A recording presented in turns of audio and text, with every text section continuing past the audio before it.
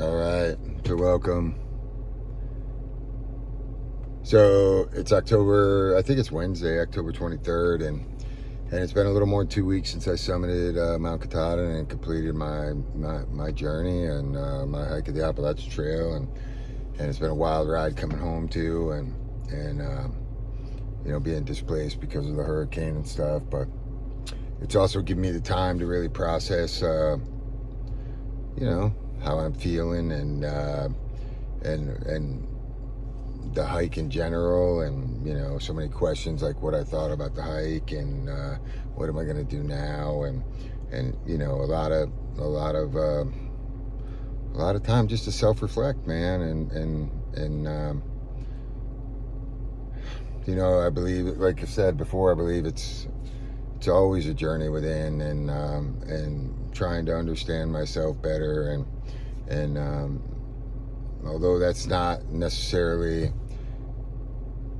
the reason I went out on the trail. And so today I want to just talk about really some of the thoughts that are going through my head, and maybe the three things that I really took away from the trail, the three big things that I took away from the trail that were really eye-opening to me, and in terms of my own,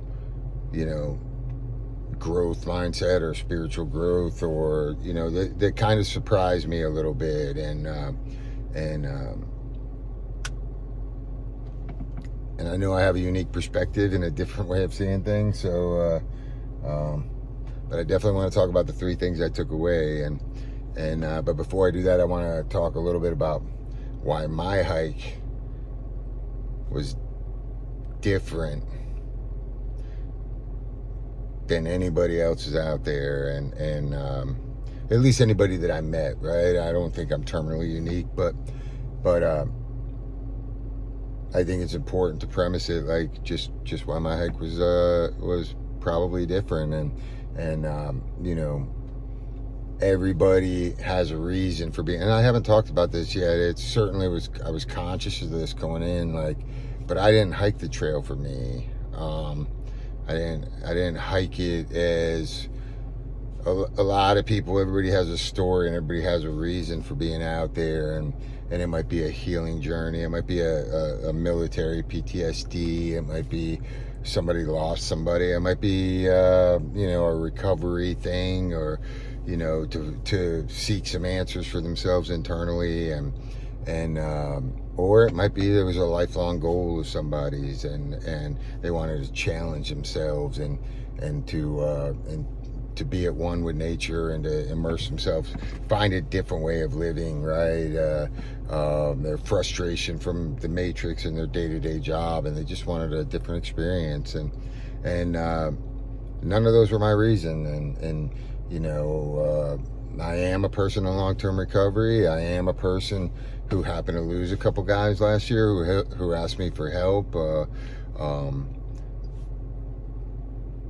I am a guy who dedicates the majority of his time in service to other people, and who I've already had an experience, right, that allowed me to let go of a lot of things, and let go of personal accomplishment or personal achievement, or try to let go of ego, and my entire reason for going out there was to be an example to other people, right? That they can change their lives, and that they can have no plan, no experience, not doing any shakedown hikes, first time using his gears on trail, very little preparation time, be completely out of shape, and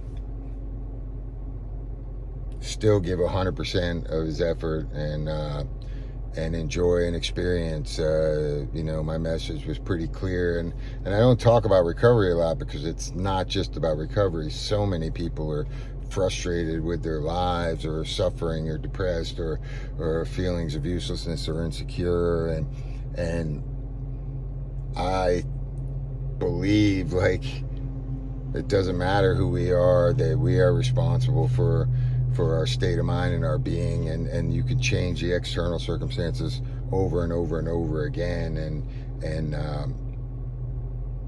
and it doesn't really matter. The fulfillment comes from within, or from your higher power, or your source, and that is up to you. So I think for me, I was inspired to come out there with the loss of my friends, and one of them said I should do more, maybe start a YouTube channel, maybe a vlog, and I didn't want to, because I saw it as ego. I saw it as promoting myself, and I try to diminish myself, and practice humility as much as I possibly can, and I've been willing myself to victory or to accomplishment, I should say, my entire life. So I believe like the spiritual journey is really about unlearning, the things that have dominated us our whole life. So the entire time I was like, it doesn't matter to me if I make it. It doesn't matter to me if I finish. I want to enjoy the experience. I want to show others that you can enjoy the experience, and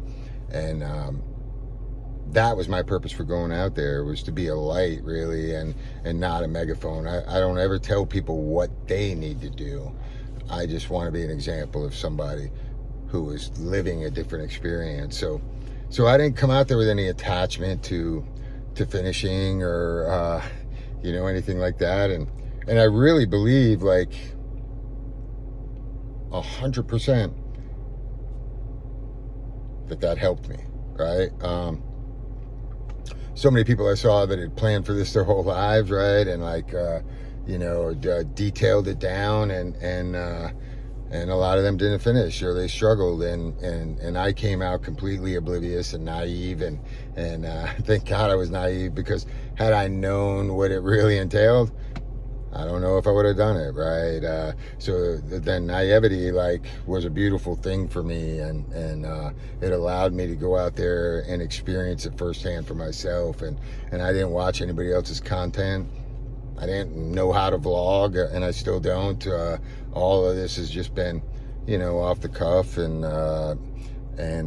maybe in hindsight, maybe I should have, like, put my purpose out there a little more, but I think it's a beautiful story, the kind of way it came out. But I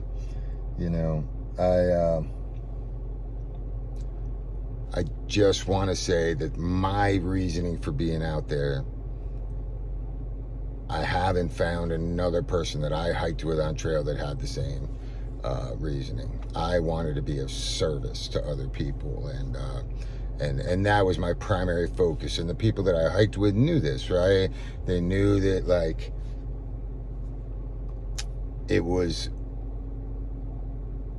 the importance of the trek for me personally was secondary to or finishing, I should say. So a long time ago, when I kind of had an experience, a shift of perspective, or a change the way I see things, one of the first things I learned about myself is that my ego and really dominated me, right? My desire to please other people, or to be successful, or to achieve, and had really run buckshot over everything in my life, and it just kind of kept me in perpetual, like, struggle. And the more I achieved, the more education I got, or the more, like, popularity I got, or the more money I made, or the more status I received, like, it just opened up this Pandora's box of, like, more and more and more, and it was never going to be enough. So my journey through recovery has taught me that really two things controlled me and dominated my entire life, and that was self, right? Self-seeking, selfish behavior, like, and fear, right? Fear that I wasn't gonna, appear successful, or that I was a failure, and all these different things. It just kind of, fear and self had dominated my life. And so once you are aware of that, I wasn't conscious of it at the time, right? Once I could actually see it, and I realized that how much control I had given others over me, and it's been a journey of really ego deflation in depth, right? It's been realizing that I've never really been satisfied, and for the first time I kind of am, and I was allowed to let go of that idea that satisfaction was anywhere out there, and and I devoted all my time to kind of diminishing my ego and reading and learning and unlearning, and it's been a wonderful journey ever since. And so I come out on trail and I say things right off the bat like, it doesn't matter to me if I finish. And now maybe you understand a little bit why, because I don't see myself as being fulfilled any more than I am right now, right? And so this leads me to like the first lesson that I learned, and that is that ego isn't bad, right? And the entire journey, I had a lot of adversity.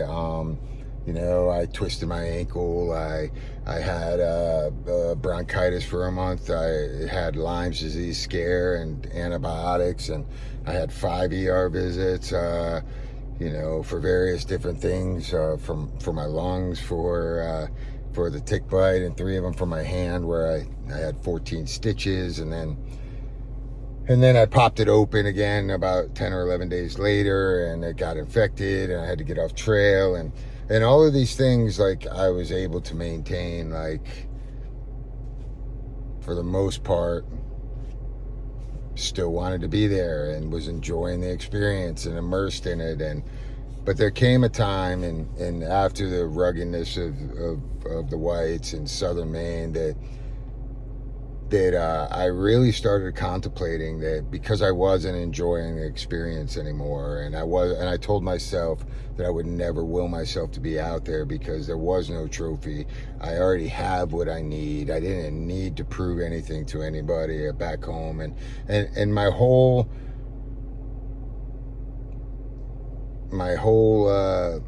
being up until that point has been not taking credit for accomplishments in life, and I still don't, right? But I'll explain that. But I continued to do what I said I would never do, and I don't know why I continued to do that at that time. I would question that as I'm stomping through the woods in complete agony with my knees and my hips, and not enjoying the experience at all. And after processing that, the last 3 or 4 days were absolutely maybe the 3 or 4 best days I had out there, because I had let go of that struggle again, and I set up camp real early, and I got back to, you know, just enjoying, and the terrain, and you know, helped a lot of that too, because it was very relatively easy terrain, and even though I was still in physical discomfort, and I still am now, right? But where did I learn that ego isn't a bad thing? And I finished,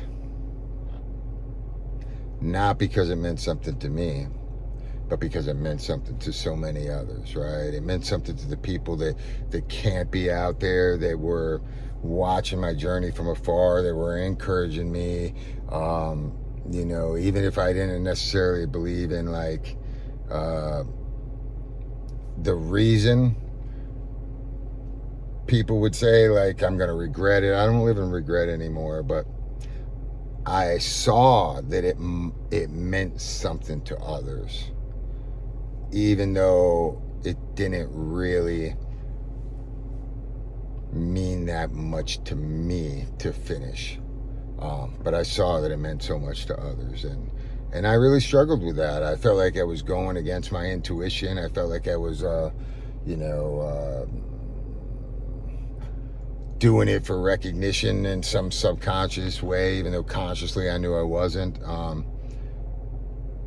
And after processing this for a little while, I really realized that ego in itself isn't bad, right? We a lot of people in the spiritual community practice ego deflation, as we should, and are trying to kill this ego. But I started to realize that that the willpower that I relied on to finish at the end and was a gift if it was used appropriately, right? And it wasn't dominating my life. It was used appropriately. So where do those gifts come from? Where did I get my willpower, my resiliency, my fortitude, my perseverance? And those are gifts based on my experience through life and even the hardships, and that's probably where I got them, right? Is those dark times, or those times when you felt like giving up, and so all that has been given to me. And who am I to diminish those gifts, right? And whether you call it God or the universe or experience, or it's what makes me special. I think where we draw the line here is when those same gifts are used inappropriately, or at least for me, when they dominate my life. They are tools for me today, and I'm kind of shocked that it took me that long to really realize that stuff, and that my practice of diminishing them wasn't necessarily the way I could be of service best. So I'm very grateful for that realization, and for the pain and suffering that I had to undergo, because let's be honest here, most people are trying to grow, right? Like, and I think that's a paradoxical situation. Like when they happen to me, and I get realizations when I get them, and it usually comes through some sort of discomfort and pain and suffering to some degree. So I'm very fortunate that I got that realization. So the second thing I kind of learned, and this kind of hit me when I got home, and is that home doesn't feel like home anymore, right? And that's not necessarily a bad thing, and that's no judgment or reflection on anybody here, right? Is that I feel at home wherever I'm at. And this is the first time in my life that, like, I stepped out on my own into the unknown. And sure, I've been in the military before, and sure, I've moved around, and sure, I've had different experiences, but this was me for the first time in my life going to do something completely foreign to me. And I got to walk through 14 different states and meet so many different people, and I never once felt like a visitor, right? And we can say the cliche, like, home is where the heart is, right? But we're saying that intellectually, or at least I was. And this experience has taught me that it doesn't matter where I'm at. It doesn't matter who I'm around, and that I could leave the comforts of this home, right? And my family and my friends and my recovery community and the people that I had worked with, and you know, a lot of people, or there's some people who, you know, and I question this too, is it selfish of me to go out there and leave behind the people that maybe are dependent upon me on this journey to be an example or a light to complete strangers? And for whatever reason, that's the way I was moved to do. And when I came home here, it didn't feel any different to me. It didn't feel, I didn't feel a sense of pride, and I didn't feel shame. I feel very neutral, and I don't like this word, sometimes doesn't come out right, but empty, right? Because I don't have an emotional attachment to this place anymore. It's like I redrew the lines in the sand, that this was home, and now the possibilities for home are endless.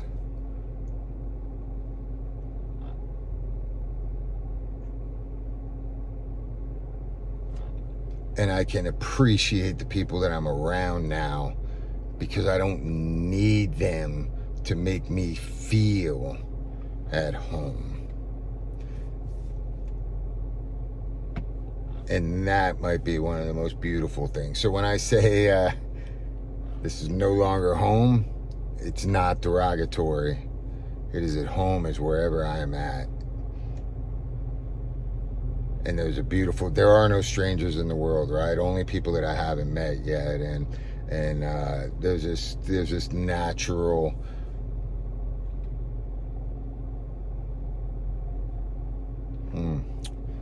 connection that we all feel on a deeper level than superficiality and politics or religion or skin colors or race and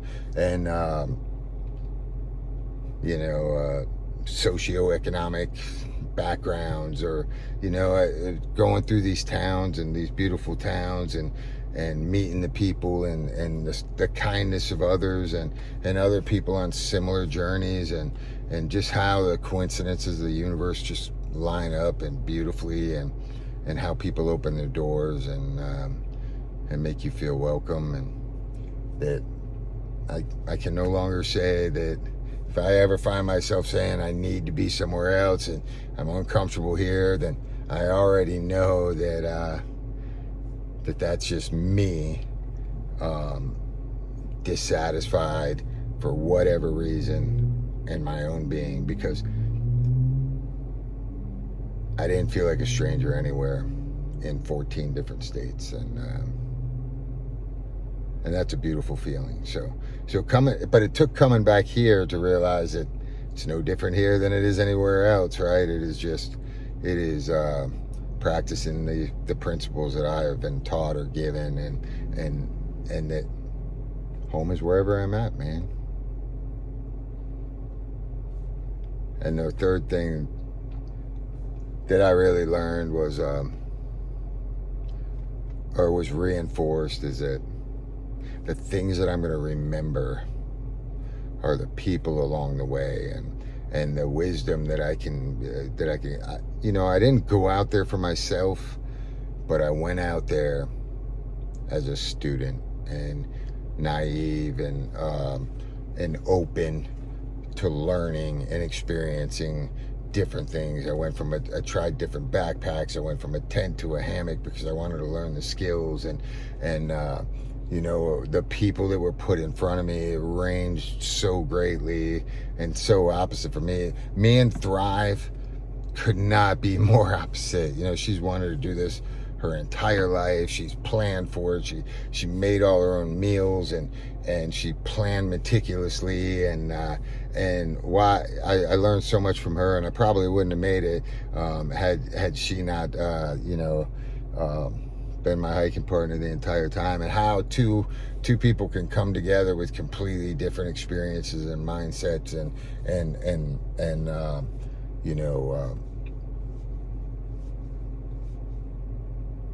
traumas of life or perspectives on life and form a perfect relationship on the trail is just remarkable to me. And my friends Pathfinder, McTwisty Flop, or even Glitch and Twitch, or some really young guys like Old Man or SK and Cool Breeze from the UK, and how we can all be so different, yet find commonality and build lifelong friendships, and those are the things that I will remember the most, and those are the things that'll carry on forever, and just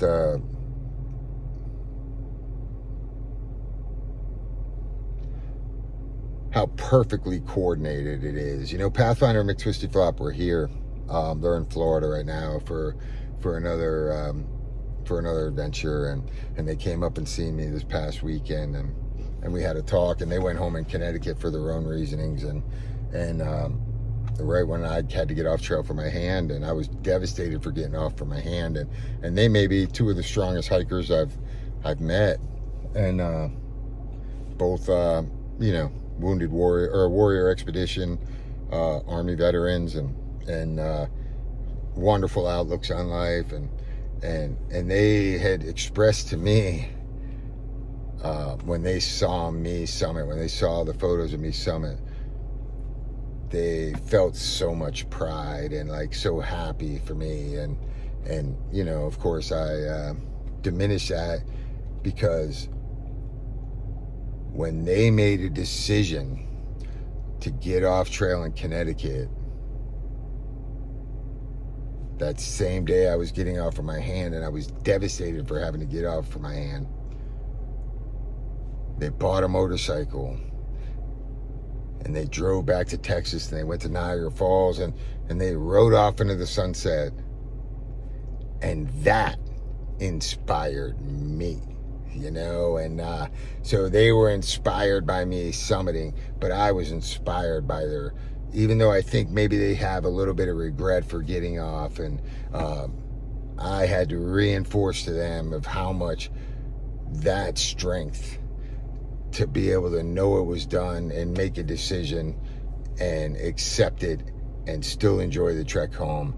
That was a beautiful story to me. It's not always about finishing, man.